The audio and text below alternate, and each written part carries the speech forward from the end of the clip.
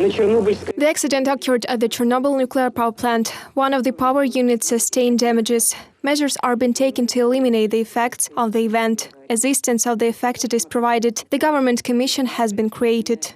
Soviet media showed up first news coverage on the disaster at the Chernobyl nuclear power plant only about 3 days later. The Soviet Union recognized the problem only due to the pressure from European countries, which discovered an increase in the radiation level in their territories.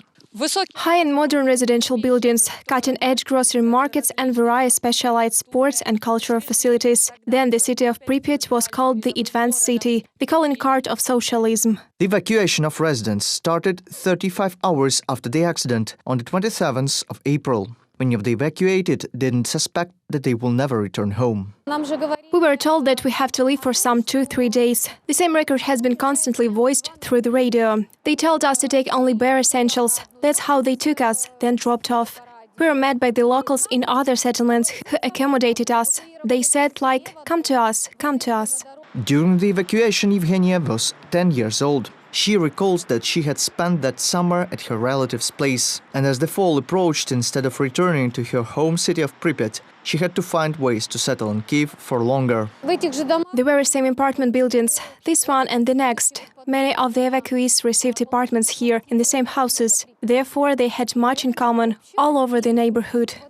Evgenia's husband Alexander also lived in Prypiat.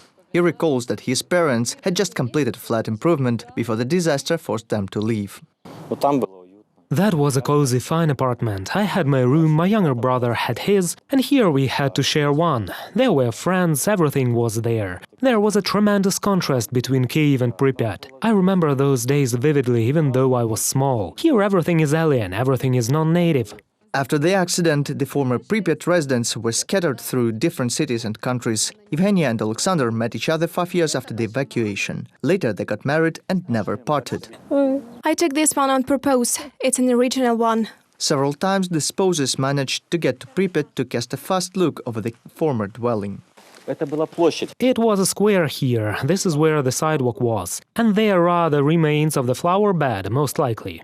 We visited our apartments in Prypiat.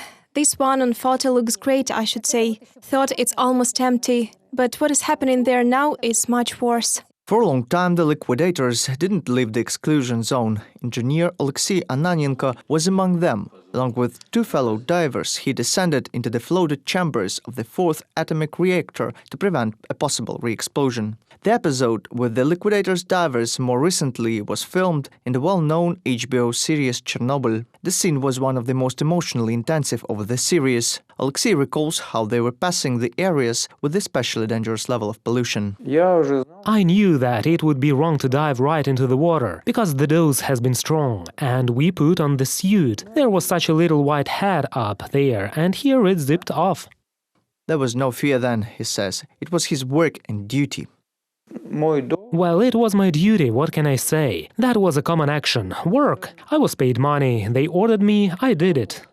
Alexei still has a little understanding of how high the dose of radiation he received was. 3 years after the accident, he sustained heart problems. Insomnia, blood pressure and other serious illnesses are of constant concern now.